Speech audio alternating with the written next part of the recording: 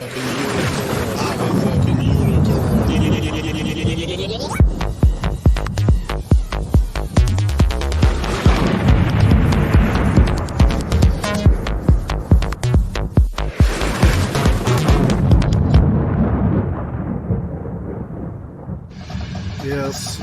I'm now on the train out of Kyiv and back to Lviv.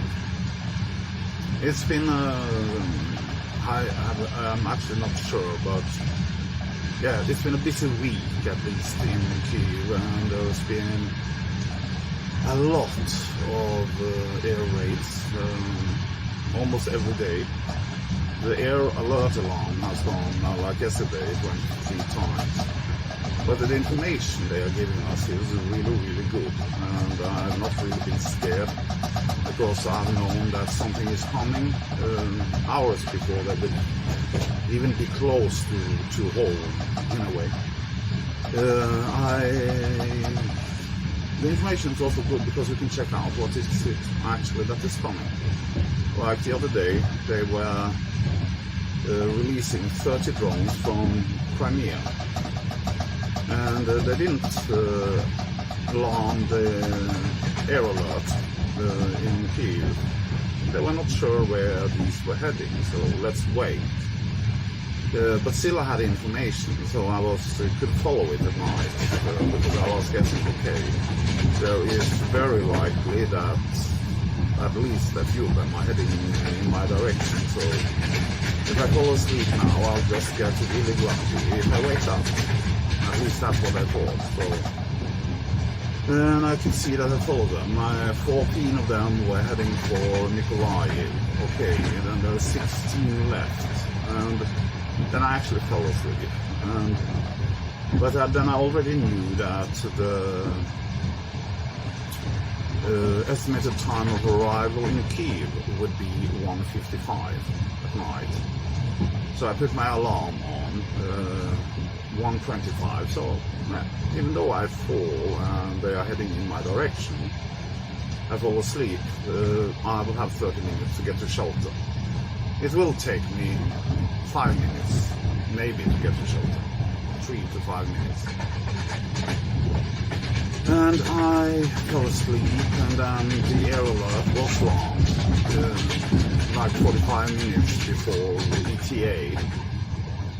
It's also interesting. So I woke up and then I was checking the news, and I was like, okay, there are 3 drones on the way to Kyiv. And then I was just thinking, no, I'm too tired. I don't bother about going to the shelter anyway. So let me go back to sleep, and that was it. I'll tell you something more about that later, but that is quite interesting actually. But then you have, they launched cruise missiles from fighter jets over the Black Sea. Quite a lot of them the other day. There were 7 that were headed for Kyiv and 7 that were shot down by Ukrainian air defense. That doesn't mean that they have enough air defense. They don't at all.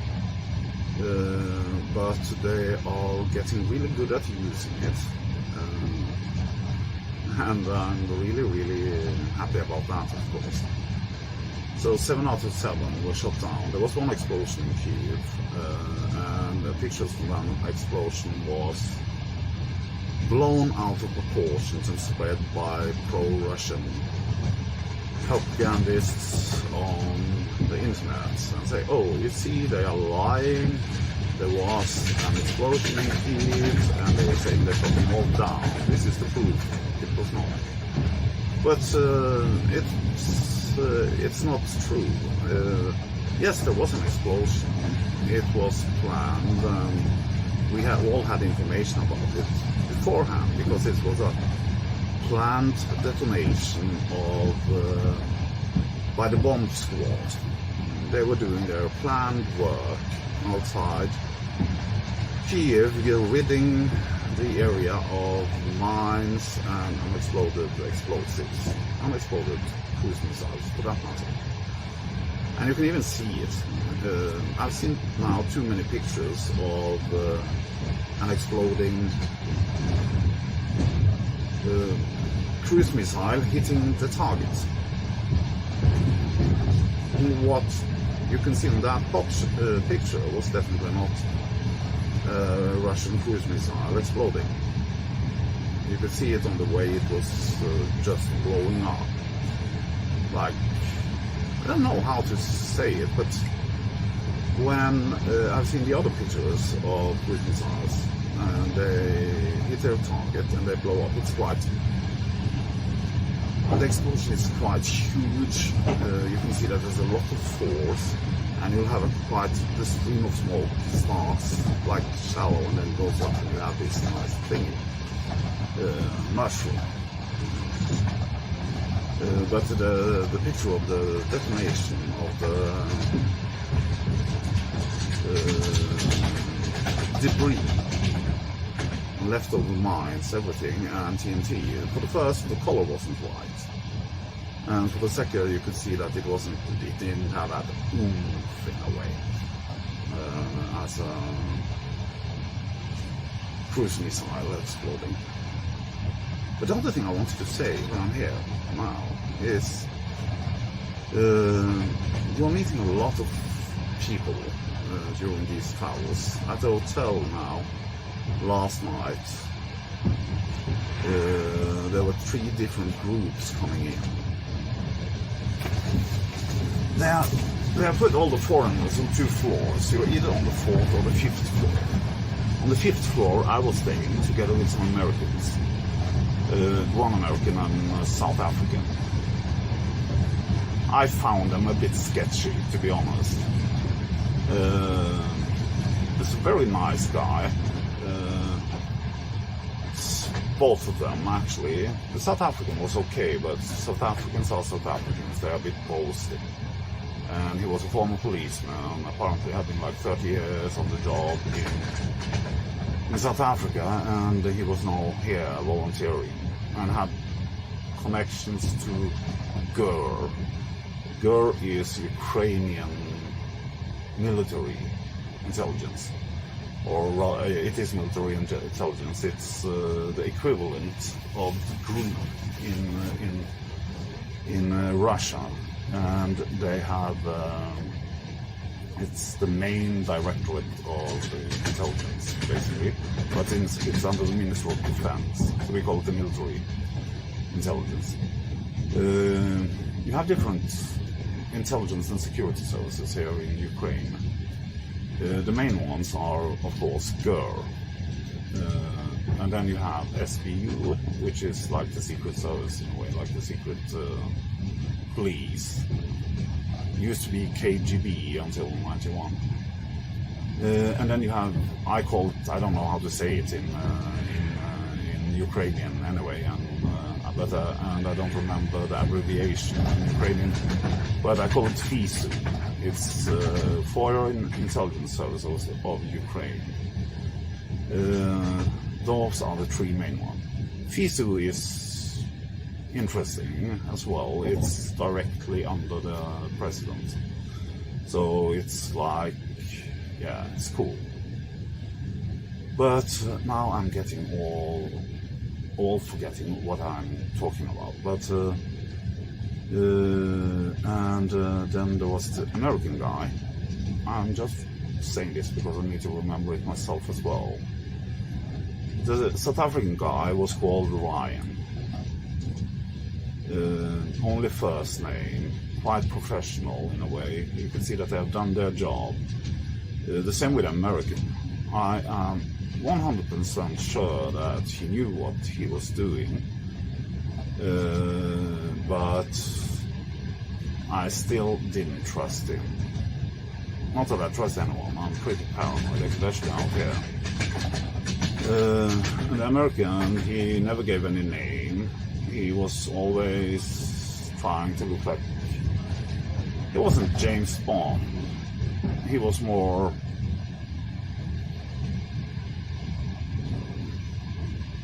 the adversary of James Bond in a way, but everything was secret and he couldn't give his name, and he was always talking about, oh, I can't give my name, remember, code name. His code name was Oleg, which is cool. You might think that is a Russian code name, but it's not really. Oleg is definitely Ukrainian, but it's Rurik and Oleg from the two Vikings, my forefathers, that funded Kiev in a way, or made Kiev the capital of the Kievan Rus. So I thought he had a bit of megalomania as well. He was from Nebraska, but he didn't want to tell that straight out, so he was like trying to make us guess, in a way, talking about nuclear fuels. I'm from a state that has like this, and then you should guess, and I'm like, oh fuck no, I have no idea, I don't care. But they were like saying they had to contact Singur and that they were going to set up a special task force for GUR, so that foreign volunteers didn't have to work with a foreign international legion. No, people say that it's a foreign legion in Ukraine. It's not really, it's an international legion. So don't confuse it with the French foreign legion, because they have very little in common with it. What they have in common is that foreign nationals fighting for the interests of Ukraine and the interests of France, but apart from that, I don't think they have much in common.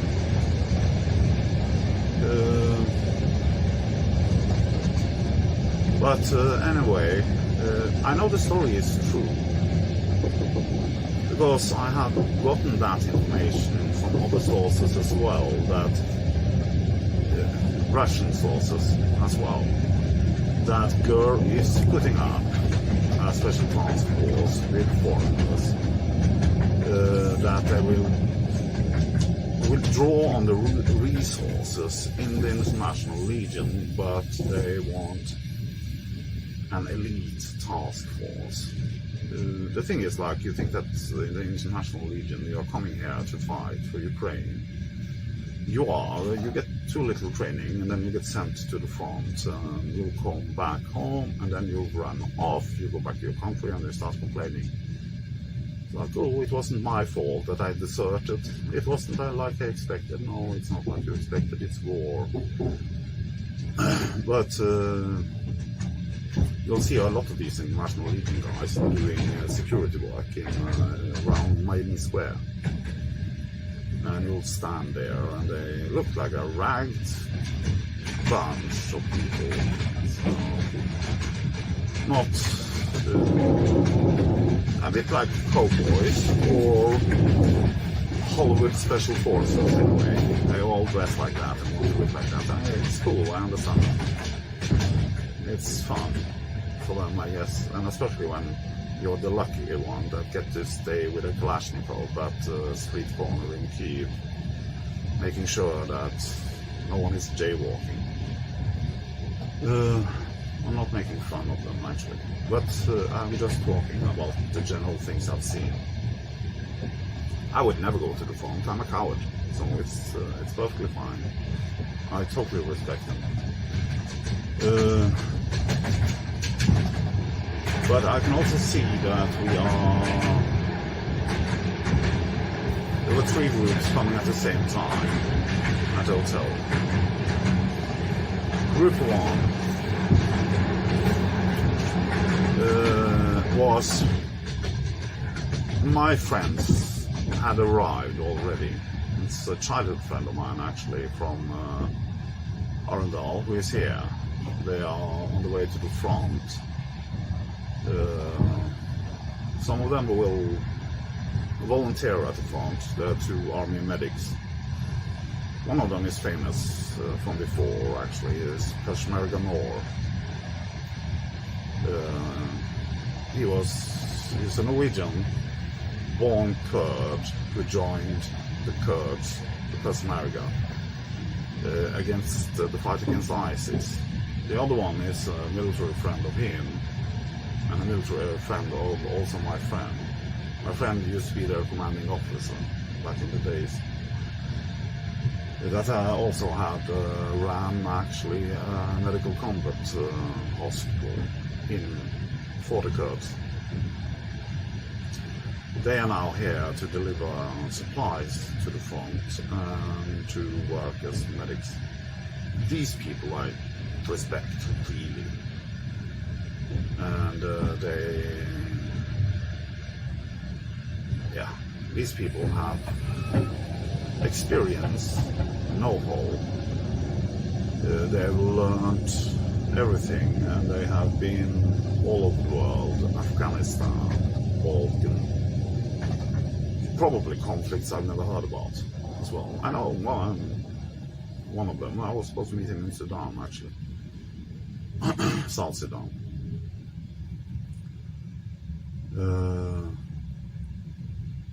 And they were hooking up with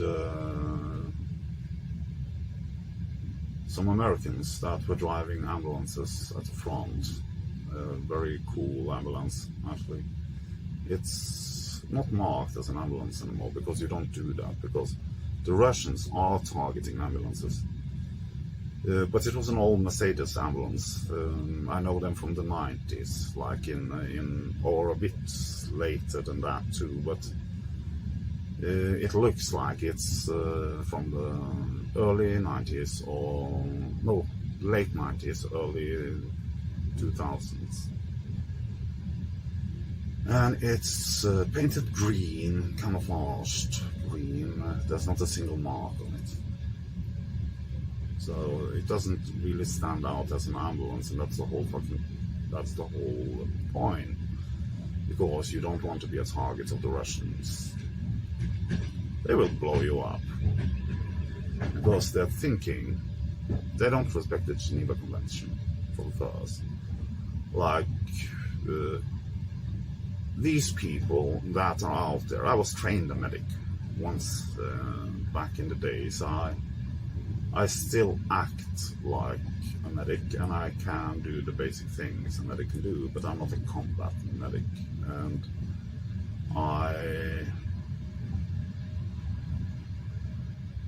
I can do the basic things, I think, yes, but and I have, but I am not good in any war zone, really. It's two things about that. I am not a hero, and I broke my leg 10 years ago, so my health wouldn't really, I would be in the way. Yeah.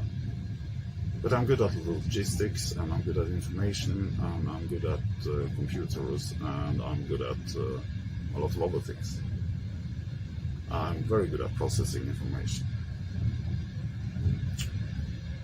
So I am useful as well. And I'm a terrible shot, by the way, as well. I like to go on the shooting range and shoot, but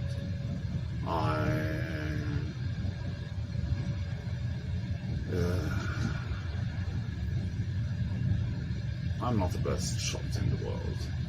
Definitely not. So there's a physical reason for that too. My hand is not stable. I have a condition that makes me shake too much. So, and I have muscle cramps constantly in my arms, especially when it gets cold. That's why I wear these super fancy gloves all the time. But I'm still there now. These guys, the Americans, they were special forces. They have been serving everywhere. These guys, all of them, they've been serving together before. In Afghanistan. Oh, I remember how I met him coincidentally in Balkan, and then I met him in Afghanistan. These people know each other. It's a small, very tight-knit community where there is a lot of trust. There is no way I will be able to get into that community. I will not try either. they will respect me if I just respect the fact that, oh, you're a cool guy, but you're not one of us. I'm not. So, but then you have these other people that's starting lying about the whole thing, like, I served in the French Foreign Legion. And they're thinking, like, then I disappeared from there, and that's why you can't find me anywhere, and no one has seen me, and I'm like, secret, yeah, whatever. But what you're forgetting is some of these guys, in fact a lot of them, they have actually served in the French Foreign Legion as well. And they have served with the French Foreign Legion, like in Djibouti, or Meta, anywhere, like Central African Republic, for instance, Mali, some of these other earlier French colonies, they have had the French Foreign Legion there for years. So, and the first thing they will do is that, oh, this guy is saying he is that and that. And, okay, trust, but verify. So you contact your contacts, and then you get a confirmation, well, I don't know this guy. And if he says he was serving there, I don't think so, because I've been asking my friends that I served with there, and no one knows him. He's a fake. And if you get caught being a fake, no one will ever trust you again. Trust me. But I'm a nobody, and that's a good thing. So, and I'm public. And I'm not telling anyone I'm a special forces, because I'm not. I'm just a guy doing humanitarian work. I work with refugees, I work with medicines and medical supplies, and I work with computers. I'm coordinating things. I have done my conscription, and I've been in the National Guard, but I've never served, really. Not like these guys. I'm not a veteran, according to them. According to myself too, I'm not, of course. I've spent 15 years in Africa, like back and forth, doing a lot of things, humanitarian things. But I'm still not a veteran from a war. But apart from that, that was group one.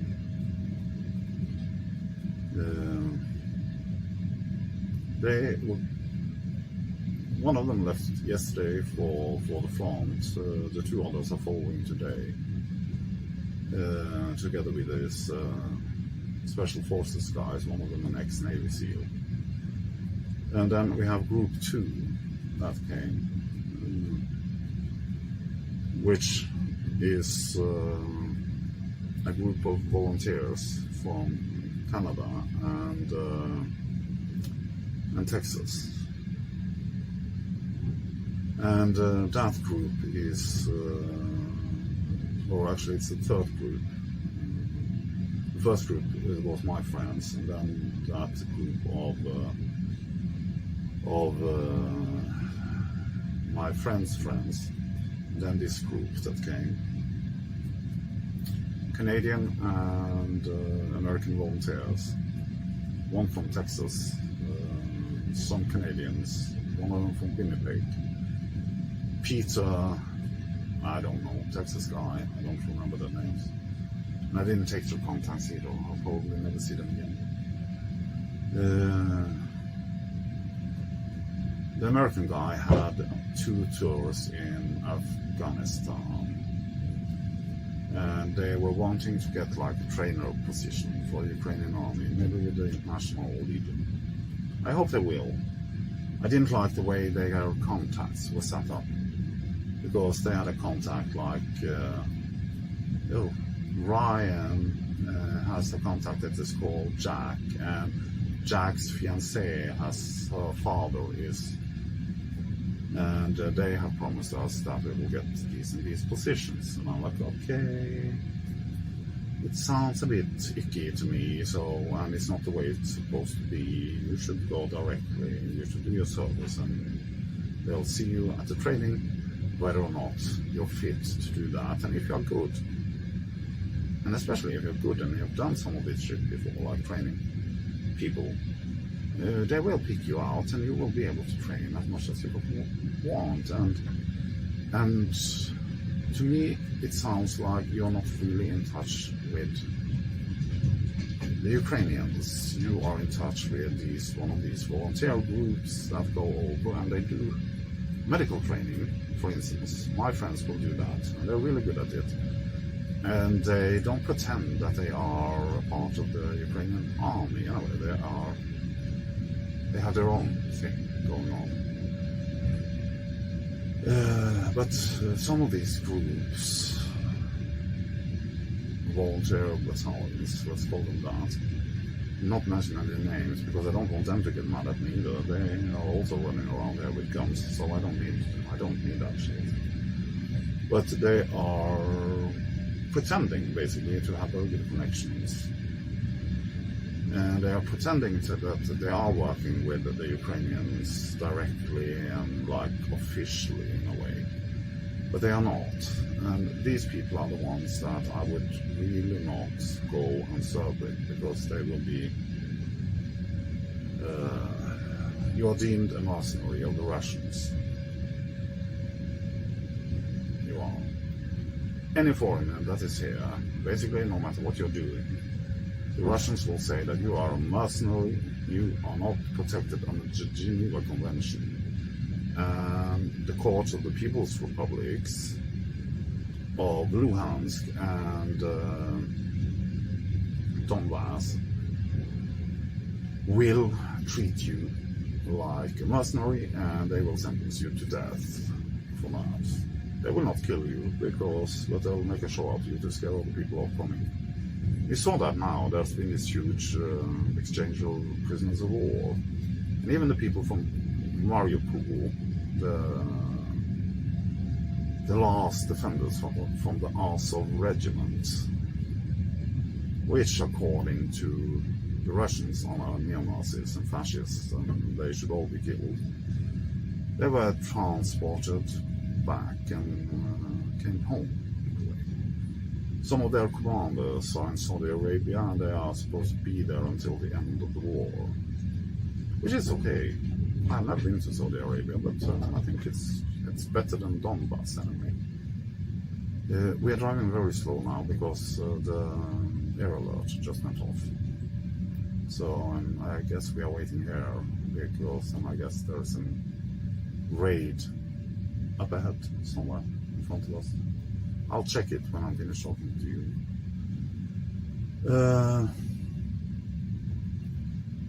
But these Canadians and these Americans, one of them had been here before,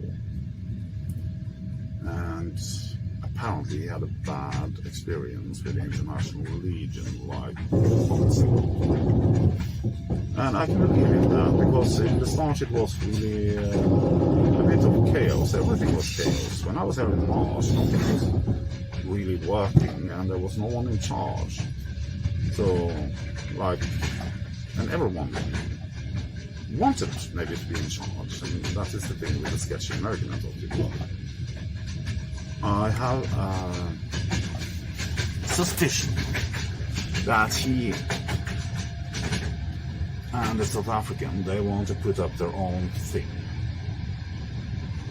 and they don't have any real connections with the girl, but they have probably maybe a connection with someone in there, and they have picked up the information that I also know that they are looking to put up a task force.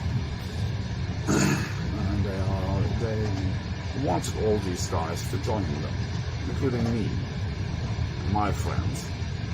But they very quickly gave up on me and my friends, not because of me, but because of my friends, because he realized that these people basically were too senior and too experienced to really fall for his tricks. And I just told him that I was busy and I'm leaving, and I'm too cowardly to go there, so don't count me in. But I wanted to know as much of it about it. And I did. He really told me a lot, and it's interesting. And we had a coffee with him this morning, me and my friend. My friend is a retired major from the Norwegian Armed Forces. And when you think about retired, he's still in, oh, he's 50 now, but he's still young. It's just like he's in the reserves.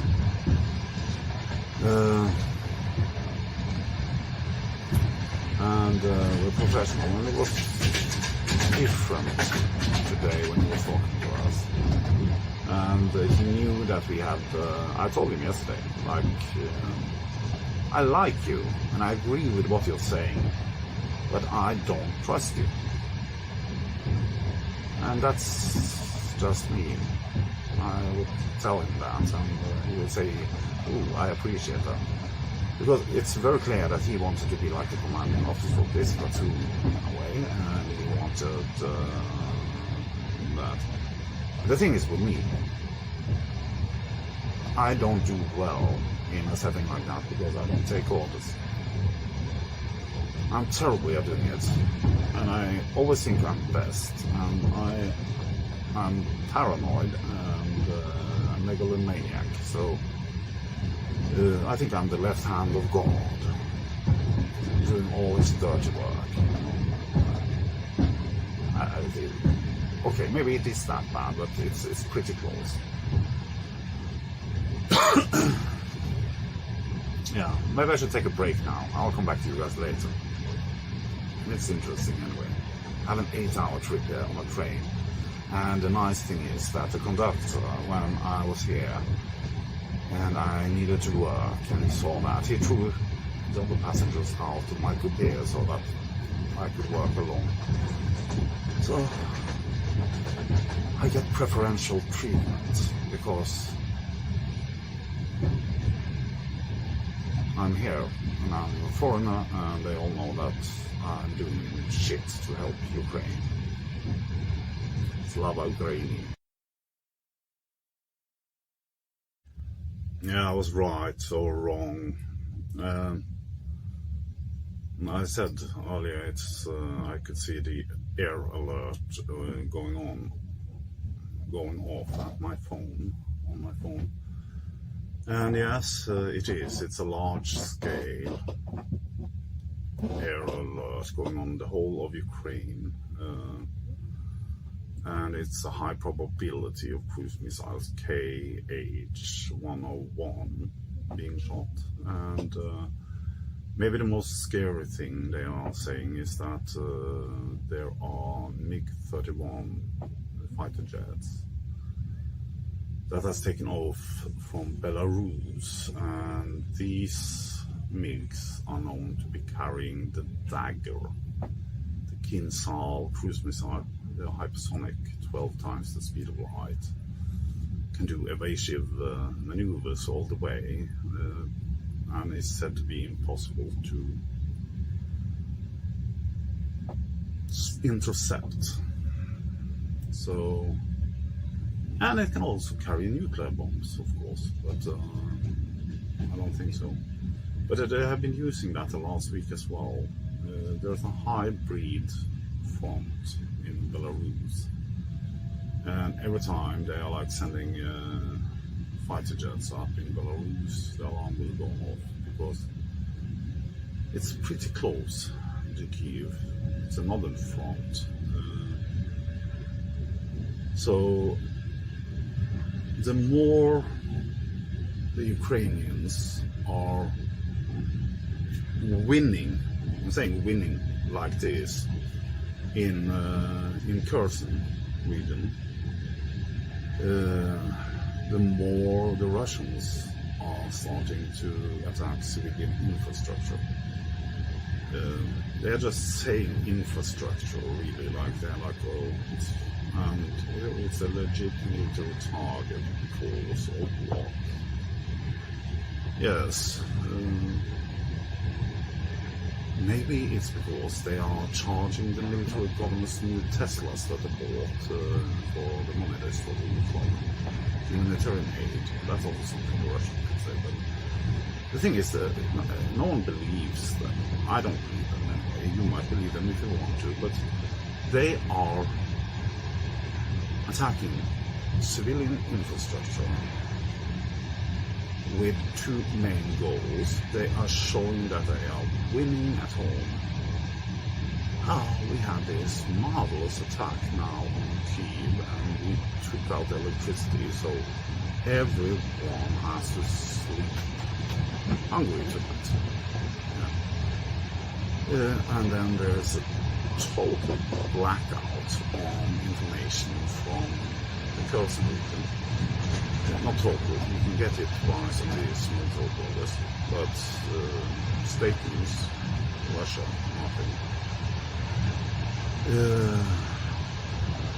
Apparently, the Russians have put their newly mobilized units into Kherson, withdrawn all the old units across the river, and left newly trained recruits with not many military officers in Kherson.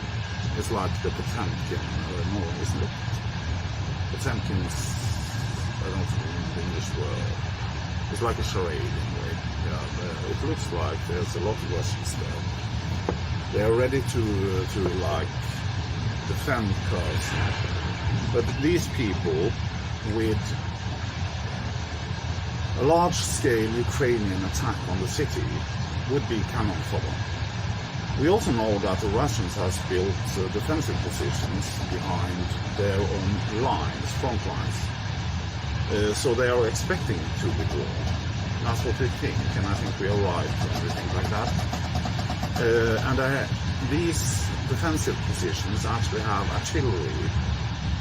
That is, instead of pointing the artillery out to try and take the Ukrainians that are moving towards the city, this artillery is actually pointing at the city itself. So we are thinking that maybe they are not, they know they will lose, and it's a strategic retreat across the river. And it was just someone knocking my door, but or maybe the next door, because no one opened when I said hello. But what I was saying is that the Russians have built defensive positions behind their own lines and outside the city, and also on the other bank of the river, anyway, the east bank. They will withdraw their troops. They will withdraw a lot of the civilians because they are actually thinking about shelling the city after they're withdrawn, I think. And then blame the Ukrainians for these terrible city fights and that they are shelling their own cities and their own inhabitants. Just like they did in Mariupol, by the way. You even saw the Russian ambassador to London trying to explain that no, we didn't bomb Mariupol to shatter across the Ukrainians.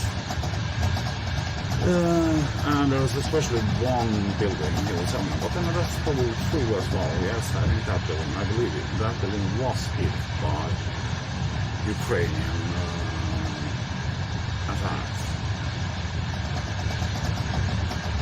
But it was you guys who blew it up afterwards. And it's you guys who blew up the rest of the city too, and it's going to be like that in person as well. You don't want to leave anything behind. You cannot lose a city. It's better that the city is not there anymore. So we'll see. The Wagnerites, PMC Wagner, Russian volunteers or mercenaries, depending on who you ask, they are the ones that have built these defensive positions. So, and they've done a good job. I've seen pictures of them. Anti-tank, pyramids, trenches. Yeah, it's good. It's a good job. and it will be, I think you can hold that on for long. But that's after you have crossed the river. So, yeah. And maybe you are planning to blow up part of the dam. I don't remember the name, Karkovsky or something. That will take out Kherson and 80 villages and ruin the water supplies to Europe's largest nuclear facility, nuclear power plant. But that one will also take out the Crimean water supplies. So yes, I know, we know that you have the capability to do it, but we don't believe you actually want to do it, but you want to keep that possibility open. It's the second line of defense of Crimea. So if you are starting to lose Crimea, you will make a humanitarian disaster like we haven't seen in Europe since 1945. And we all know you will, because you are batshit crazy. But you will not do it now. And this is interesting. I'm tired. The thing is, like, I'm making these videos as well. I'm thinking I might, when I'm out of here, I might post them somewhere. Maybe on YouTube. Maybe not on YouTube, Russian YouTube. But I'm making them mostly for myself, actually, to tell myself how I felt, what went through my mind, what was I thinking about when I was here. Then I backed them up in the crowd, and I'll use them later. So I will write a book about my experiences here. It will probably be mostly about Poland, Ukraine, March, April, like the first months, the chaos, the refugees, everything. We all know that there's coming a new refugee crisis now. So, because it's going to be a cold winter. They started a government program for chopping firewood for people. So people shouldn't freeze to death in the winter. So we'll see how things go. But yeah. We will see. There's something else we can do. The war will not be over. We were planning to have a celebration, kind of, the end of the humanitarian crisis, not the Ukrainian victory, really, but peace in the summer of 2023 in Kiev, Maidan Square. But now I'm not sure. This can go on for long. The only person who can actually stop it is Putin. And as long as he doesn't want it, as long as it's serving his interests to continue terrorizing civilians, continue killing his own conscripts and soldiers, and attacking Ukrainian civil society, he will. because he doesn't have any other option. If he wants to stay in power, he needs to do it. And when they're sending someone like Igor Girkin, the guy who ordered the shooting down of the Malaysian airplane in eastern Ukraine, Luhansk, I think, 2014, back in uniform and back to the front lines. It's two things they want. For the first, it's probably also a bit of maybe punishing him for being too critical of the Russian forces. But the main thing is that having him back there will boost the morale of the separatists. He was their Minister of Defense in 2014. He's famous. They were winning under him, so they are thinking they will win under him again. But now, I think I will say that I've said enough for now. But also there's a bounty on his head. I'm not sure really, but it used to be $100,000 US if you can catch him and bring him to justice, deliver him in The Hague, the International Criminal Court. And they are fundraising for it. So last time I saw, they had fundraised $150,000 for it. So if you want to, we'll go together and we'll split it 50-50. You do all the job, and I will be behind coordinating your efforts. Okay? Yeah. We really need the money, by the way, because we are getting short of money.